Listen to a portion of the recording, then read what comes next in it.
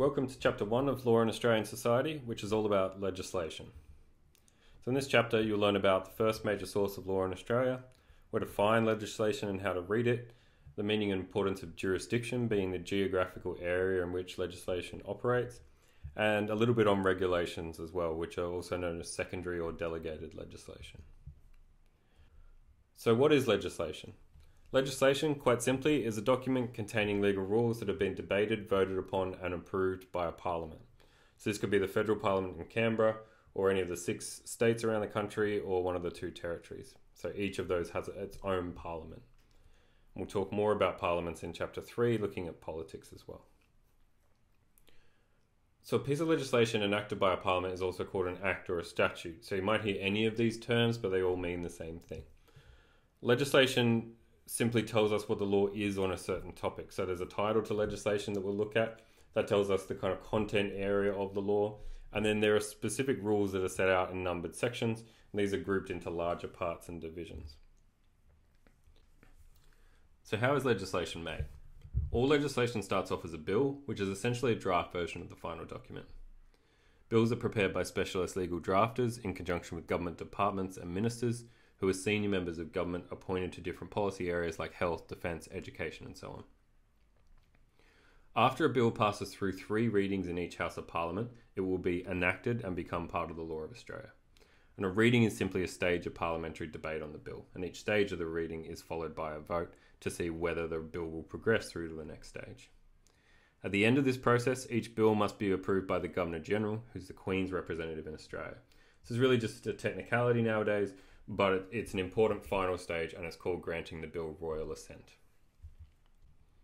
You can find legislation in 2 main places. The first that I'd really recommend you have a look at is AUSTLE, the Australasian Legal Information Institute. So you can find this at austle.edu.au. Now most of the time when you Google the title of legislation, AUSTLE will appear near the top of the search results. And the other option you have is to go directly to the official government websites like legislation.gov.au, legislation.queensland.gov.au, newsouthwales.gov.au and so on. The major difference between these, I would say they're both authoritative, but I would say that you should use AUSTLE if you would rather look at a convenient HTML form where you can click on individual sections, use the back button on your browser and so on. For the government websites, you can get access to PDFs that you can save as a file, print off, highlight, that kind of thing. So depending on how you want to use the law or what you're most comfortable with, that might determine your choice. But they're both highly authoritative sources. Another thing to bear in mind when using these websites is that when you cite the law in an assignment or some other document, don't cite the website as the place where you got the law from. I suppose it's understood that everybody gets the law from these websites. The main point is just to cite the legislation and the section. When you find legislation on these websites, there are a few things to keep an eye out for. So the first thing is the citation of the law, and I'll explain how to do that in a second. The jurisdiction is the geographical area in which the legislation operates, and you can tell where that is from the citation as well. Then you can start browsing the legislation overall to look at the parts, the divisions, and then down to the individual sections. So you can browse the whole piece of legislation first before you start getting down to the nitty-gritty of the rules. And finally, you read legislation to work out the elements of the law. So every legal test has elements. These are like stages or ingredients or components of the law. And you work through the first requirement and then the second requirement, and then the third requirement and so on. And this is important because some of the requirements are cumulative, like you need requirement 1 and you need requirement 2. And then some of them will also be alternative. So within requirement 3, you could have one of 3 possibilities.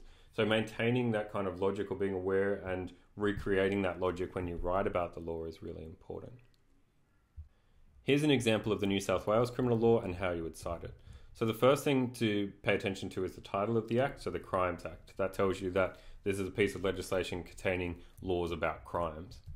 And then the year that it was enacted in 1900, so some legislation is obviously very old, some is very new. And then the jurisdiction, in this case New South Wales, but some other examples would obviously be Queensland, Victoria, and for the Commonwealth or the federal level, the abbreviation is CTH. Finally, I'll just mention regulations. These are laws made by ministers rather than a parliament, so they look quite a lot like legislation, but it's important to remember that they haven't gone through that full approval process of the 3 readings in each House of Parliament. Rather, the authority for the law comes from the minister. So that could be the Minister for Foreign Affairs, the Minister for Immigration, or some other representative of the government.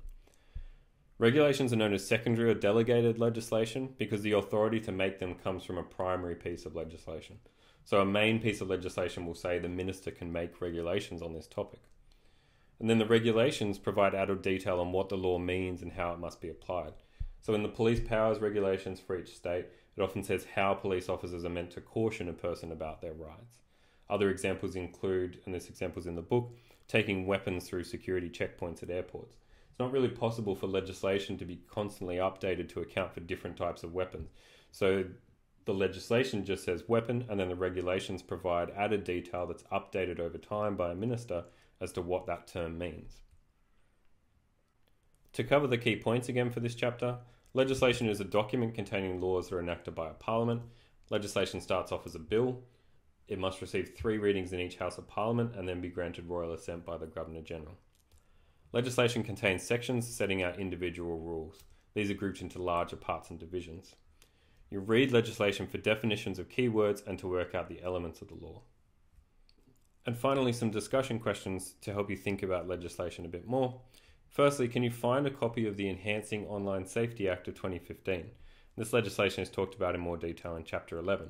But just see now, without jumping to the later chapter, have a browse of legislation after finding it through Google or Ostley or a government website, and just have a look at what its parts and divisions are. So try and get a sense of what the law is about.